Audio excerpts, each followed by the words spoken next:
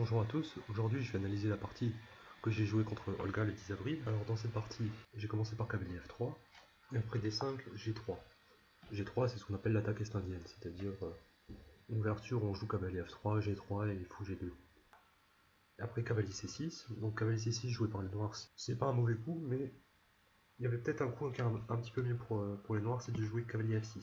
L'idée c'est de développer l'aile roi rapidement. Après fou G2 par exemple, C6. C6, l'idée c'est de neutraliser le fou en G2, d'avoir une chaîne de pions solide au centre. Et après petit roc, fou G4.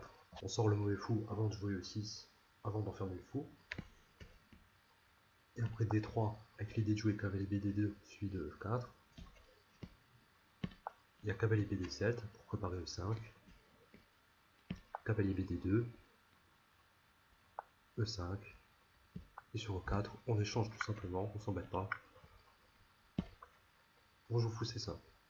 Et qu'est-ce qu'on a accompli avec les noirs? On a développé toutes les pièces mineures, on a sorti le mauvais fou, on est prêt à roquer, on n'a aucun problème. Ça c'est le meilleur qui est considéré comme optimal pour jouer avec les noirs. À partir Olga a joué cavalier C6, qui est pas un mauvais coup, hein, c'est très jouable dans cette position. Et après T4, il faut savoir ce qu'on fait. Donc, fou F5 joué par Olga, c'est un très bon coup, comme dans la variante que j'ai montré, c'est bien de sortir le fou de case blanche avant de jouer le 6 pour ne pas l'enfermer, c'est un bon réflexe. Et après fou G2, cavalier F6. Alors cavalier F6 c'est un très bon coup. Il faut savoir dans cette position c'est aussi possible de jouer cavalier B4. C'est pas un coup ridicule dans cette ouverture. Le cavalier B4 ça menace cavalier prend C2 échec de gagner une tour. Et après cavalier A3, en fait on peut simplement jouer E6 avec le noir pour se développer. Et après C3 pour chasser le cavalier.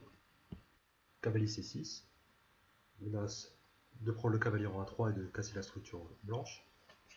En général ici les blancs jouent cavalier B1. Et simplement H6. H6 pour éviter cavalier H4 qui échange le cavalier contre le fou en F5. Ça c'est une position qui est considérée très correcte pour les noirs. Donc Olga a joué cavalier F6, c'est pas un mauvais coup du tout. Petit roc. Et là dame D7. Dame D7 par contre c'est pas très bon. Dame D7 avec l'idée de faire le grand roc, jouer fou H3 et tout ça, dans cette ouverture ça marche pas. En général les plans à base de grand roc et d'échanger le fou du fianchetto c'est dans les ouvertures pion roi, c'est-à-dire après E4 E5. Ou après, au moins que les blancs ont joué E4. Dans les ouvertures pion de dame c'est moins efficace. Un meilleur coup ça aurait été de jouer E6 encore une fois, juste pour se développer. Parce que après dame D7 en fait j'ai le coup C4, pion C4 qui donne beaucoup d'attaques au blanc. Pion C4 ça permet de jouer dame A4, ça permet de jouer cavalier E5 et de libérer le fou en G2.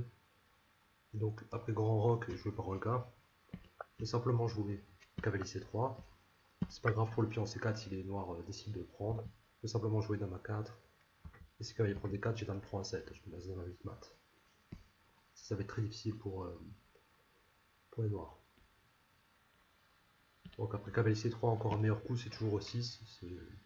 Ici c'est vraiment un coup qu'il faut jouer avec les noirs. Il faut défendre le pion D5, il faut permettre au fou de case noir de sortir. C'est un coup important. Mais Olga a joué un coup que je considère très risqué, l'ordinateur me donne raison, c'est cavalier B4. Cavalier B4 avec l'idée de mettre une pièce en C2 et c'est vraiment pas un très bon coup parce que le cavalier en C6 défendait la case E5 et maintenant je peux jouer cavalier E5. J'attaque la dame et j'attaque le pion en F7. Et non seulement je menace la dame, mais si la dame ne défend pas F7, je vais gagner le tour. C'est-à-dire cavalier F7, ça veut dire que une fourchette sur les deux tours. Mais après dame F5, Olga n'a pas joué dame F5, elle a joué fou C2. Après fou C2, qui est un coup extrêmement risqué, qui est complètement perdant pour les noirs, parce que c'est vraiment très risqué, dans la mesure où je peux jouer dame D2 avec les blancs, où je menace de jouer pion A3, de chasser le cavalier en B4 qui défend le fou et de gagner le fou, et en plus la dame noire est attaquée, c'est pas du tout jouable pour les noirs. C'est-à-dire qu'après dame D2, la dame noire est toujours attaquée, le pion F7 est toujours attaqué, et je menace A3. Dame F5 joué par Olga, j'ai joué A3, j'aurais pu prendre F7 tout simplement. J'ai gagné au moins la qualité. Bon, j'ai joué à 3, je pense que c'est gagnant aussi. À 3 après cavalier C6. Je peux simplement prendre le pion D5. Cavalier prend E5, pion prend E5. La dame ne peut pas prendre E5 parce qu'elle doit défendre le fou en C2. Après cavalier D7. J'ai le coup E4. Un coup, une tactique d'interruption qui coupe la défense de la dame F5 sur le fou C2. C'est-à-dire que maintenant je menace dame prend C2. Le meilleur coup relativement pour les noirs c'est de jouer fou prend E4 et après fou prend 4 j'ai gagné une pièce. Dame prend E5. J'ai joué dame F4 parce que j'ai une pièce de plus, ça me dérangerait pas du tout d'échanger les dames.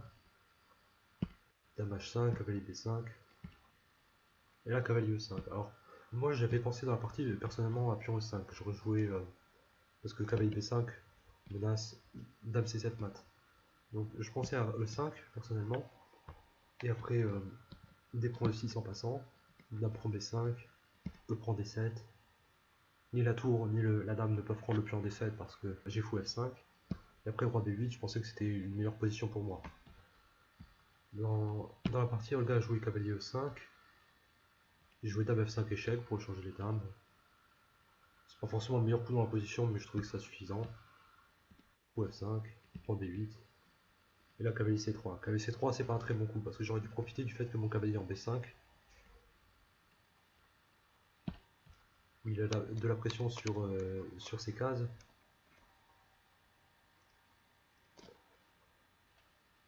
Pour jouer fou F4. Fou F4, ça menace, si le cavalier en E5 s'en va, de prendre en C7. Les noirs seraient obligés de jouer F6 pour défendre leur cavalier et c'est vraiment très moche quoi. J'ai joué cavalier C3 qui est pas le meilleur coup. G6, fou G2. G6 pardon, fou 4, F5 fou G2. H5. Bon là rien de particulier. On est arrivé juste à ce moment là.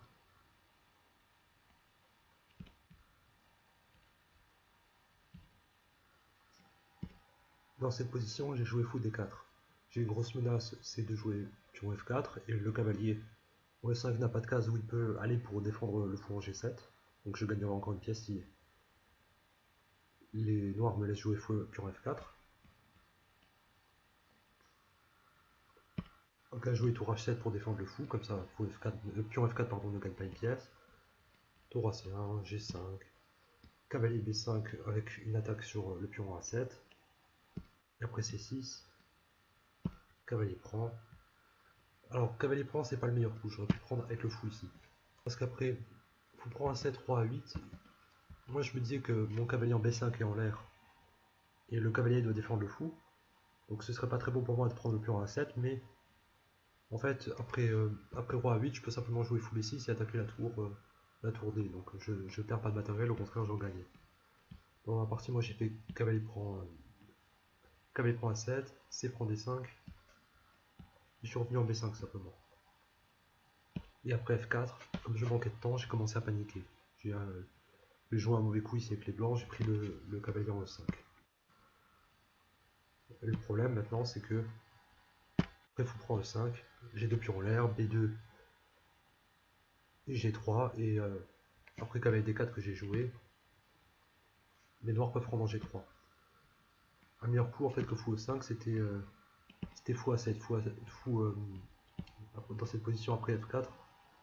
Fou A7 échec en fait c'est complètement gagnant pour les blancs et ça je l'aurais jamais vu avec quelques minutes à la pendule. Fou A7 échec, donc le seul coup c'est roi A8. Et après tour prend D5. Les noirs ne peuvent pas prendre la tour en D5 parce que tour C8 mat. Donc j'imagine tour DH8, on aurait pu jouer les noirs. Et là ça c'est difficile à voir quand on n'a pas beaucoup de temps. Cavalier C7 échec. Qui laisse le fou A7 en prise. Après roi prend A7 c'est le seul coup. Tour A5 échec. Le roi ne peut pas repartir en B8 parce qu'il y a tour A8 mat. Donc après tour A5 il faut jouer roi B6. Et tour B5 échec. Roi A7. Et tour B7 mat. Mat avec le fou, le cavalier et la tour. Le fou qui défend la tour et le cavalier qui contrôle les cases de fuite du roi. C'est très difficile à voir avec peu de temps. Donc dans la partie, moi j'ai fait fou prend le 5 qui est pas très bon. fou prend E5, cavalier D4, regarde plan G3, c'est la façon de le faire, le pion n'était pas défendu, cavalier E2, fou H2 échec, et après roi F2, tour F7, mon roi va en E3 et le roi blanc arrive à survivre, il n'y a pas une attaque assez forte contre le roi, il n'y a pas assez de pièces. Après E6 et tour F1, on a eu le bon réflexe de ne pas échanger. Quand on a moins de matériel, on n'échange pas de pièces. En général, on essaie de créer des complications avec les pièces qui nous restent. Et après ça, moi je suis tombé. Donc quelques points essentiels pour résumer la partie. Un problème qui revient souvent quand on fait du jeu suivi, c'est que les personnes qui jouent contre moi ne connaissent pas bien leur ouverture. Donc c'est normal à votre niveau de ne pas avoir un répertoire d'ouverture très fourni. Il y a quelques ouvertures comme ça essentielles qu'il faut connaître. Donc l'attaque est indienne, en dessous de 1400 Elo, il n'y a pas beaucoup de personnes qui la jouent, mais au-delà, vous allez la rencontrer de plus en plus souvent. C'est-à-dire après cavalier F3, il faut savoir que D5, G3, le meilleur coup ici c'est cavalier C6, fou G2, C6, et après petit robe, fou G4. Voilà, jouer comme ça. Vous pouvez avoir la même position en changeant l'ordre des coups. Des fois l'ordre des coups n'a pas beaucoup d'importance. Ce qu'il faut retenir c'est le placement des pièces. D'ailleurs le fou va en G4 avant de jouer E6 pour ne pas être enfermé. Sauf dans certaines variantes où il doit rester en C8, mais ici il peut sortir. Le cavalier vient en F6 pour développer l'aile roi. Le pion va en C6 pour renforcer D5. Et après D3, cavalier BD7 pour jouer pion E5. Cavalier BD2 et E5. Après E4 et échange. On met le fou en C5. On retient ce placement de pièces. On n'a aucun problème avec les noirs. Ça c'est une façon très solide de jouer avec les noirs. Donc cavalier C6 c'est pas un coup que je critique parce que contre l'attaque estonienne, cavalier C6 c'est très jouable. Il faut juste connaître un peu. Après D4, fou F5. Fou F5 c'est très bon. Fou G2. Cavalier F6 c'est possible, mais aussi cavalier B4. Cavalier B4 c'est un coup possible aussi pour les noirs dans cette position. Après le reste c'est des petites erreurs tactiques, mais comme je l'ai dit précédemment, les erreurs tactiques ça peut arriver. Il faut juste s'entraîner de temps en temps. Vous avez l'entraînement gratuit en tactique sur Lichess.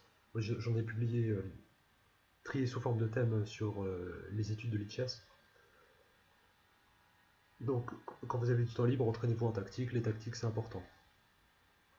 Voilà, c'est tout pour cette vidéo.